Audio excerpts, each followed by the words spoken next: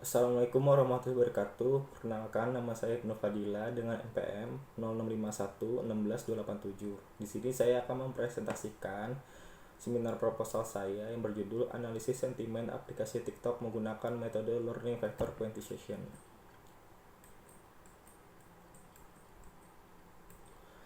Adapun latar belakang dalam penelitian ini adalah peran media sosial sangat berpengaruh di zaman sekarang, terutama dalam hal berbagi informasi, komunikasi, dan media hiburan berupa teks, gambar, dan video.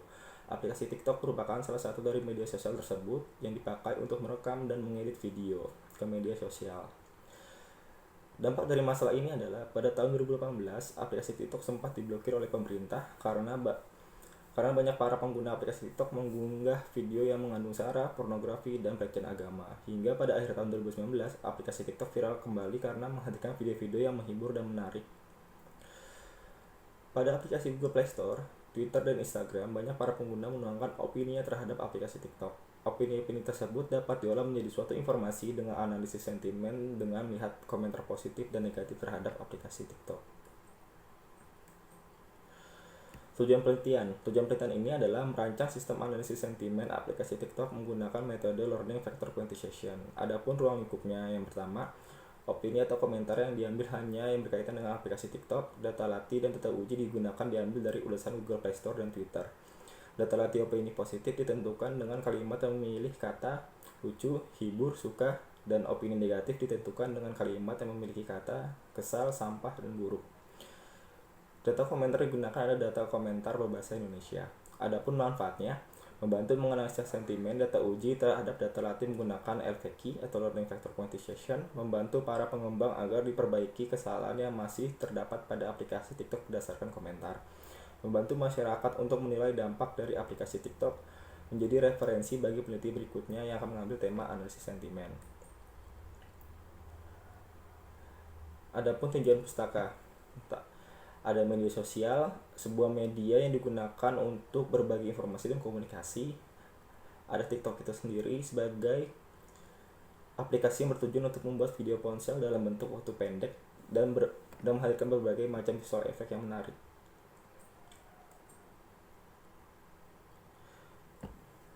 Ada pre-processing. Di sini ada 3 tahapan dalam pre-processing, adalah ada tokenizing, filtering, dan stemming. Lalu ada term frequency inverse document, merupakan metode untuk menghitung bobot setiap kata yang paling umum digunakan pada information retrieval. TF-IDF memiliki rumus UWDT sama dengan TF-DT kali IDF, atau bobot sama dengan term frequency dokumen dikali inverse dokumen frekuensi. Selanjutnya, ada analisis sentimen, adalah mengenali secara umum opini orang yang diekspresikan dalam sebuah teks. Opini memiliki beberapa bentuk: penilaian, evaluasi, emosi, kepercayaan, dan kepuasan. Selanjutnya ada Learning Vector Quantization, adalah salah satu metode klasifikasi dari jaringan saraf tiruan. LVQ bekerja dengan setiap unit output mempresentasikan sebuah kelas. Dengan kata lain, LVQ adalah metode pengelompokan di mana target atau kelasnya setiap kelompok jumlah kelompok sudah ditentukan. Tujuan dari algoritma ini adalah untuk mendekati distribusi kelas vektor untuk menimbulkan kesalahan untuk meminimalkan Tujuan dari algoritma ini adalah untuk mendekati distribusi kelas vektor untuk meminimalkan kesalahan dalam pengklasifikasian. Adapun rumus dari LVQ itu sendiri adalah D vektor pelatihan sama dengan sigma R jumlah fitur yang digunakan, SI nilai, lalu dikali dalam kurung XI nilai atribut yang digunakan dikurang bobot yang akan digunakan. Sedangkan untuk pembaruan bobot pada neuron pemenang menggunakan formula WIJ baru atau bobot baru sama dengan WIJ lama ditambah dikali laju pembelajaran atau learning rate dikali nilai atribut yang digunakan dikurang bobot yang lama, hingga seterusnya. Selanjutnya ada metode penelitian. Dalam tahap ini dicari apa saja yang dibutuhkan untuk mendapatkan data komentar positif dan negatif terhadap aplikasi TikTok, yang bertujuan agar penerapan metode Learning Vector Quantization pada data komentar positif dan negatif bisa diselesaikan dengan baik dan lancar. Di sini menggunakan tahapan SDLC. Tahap yang pertama ada analisis, dimulai dengan merancang sistem yang akan dibangun, bagaimana proses yang akan dilakukan terhadap sistem, terhadap data yang sudah diperoleh dari tweets dan ulasan dari Google Play Store. Selanjutnya ada tahap perencanaan. Di sini tahap rencananya pertama mulai, lalu kita memasukkan data latih, lalu diproses ke tahapan text processing, lalu pembobotan kata, lalu masuk ke metode learning factor quantization, lalu hasilnya sentimen positif dan negatif, lalu selesai. Berikut ada tahapan dari preprocessing. Ini adalah data latih positif dan negatif, lalu diproses ke tahapan preprocessing, hasilnya seperti ini.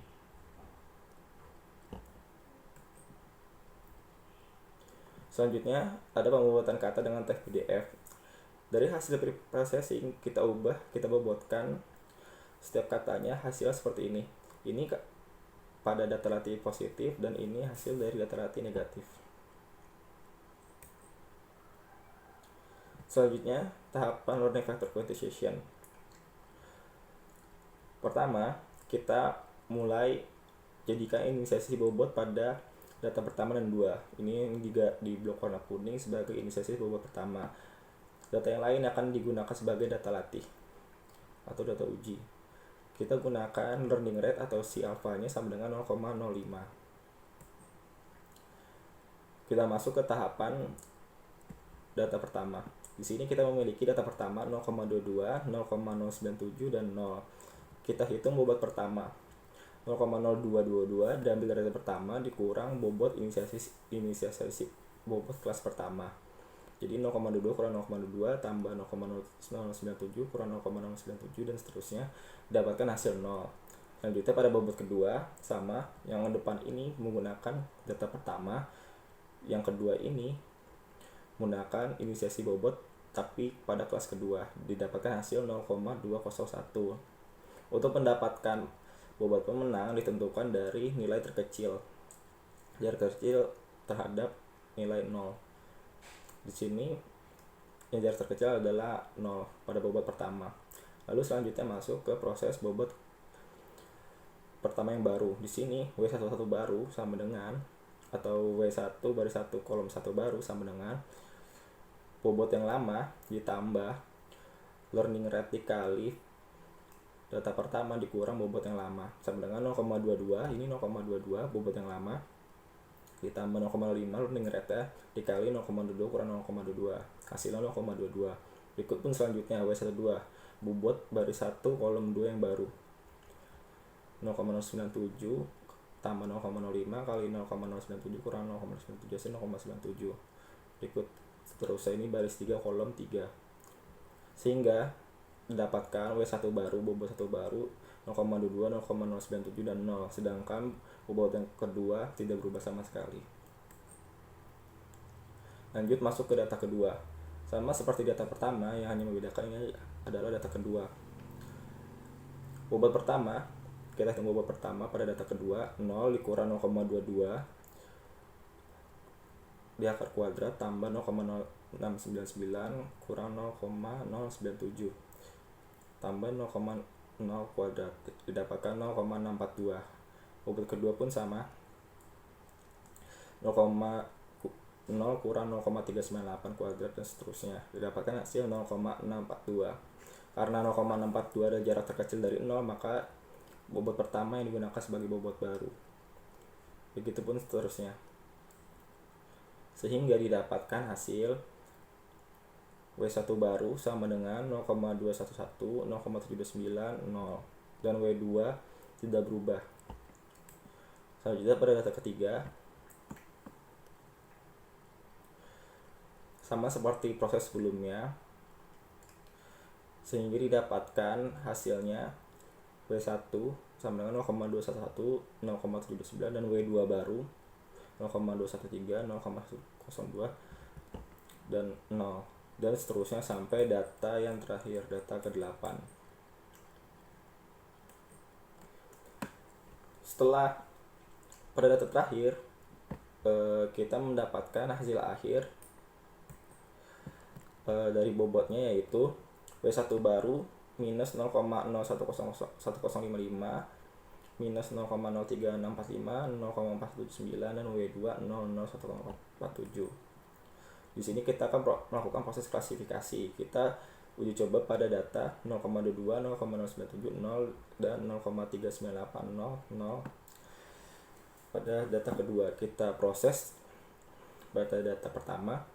Ini kita menentukan bobot pada data pertama, data pertama pada bobot pertama.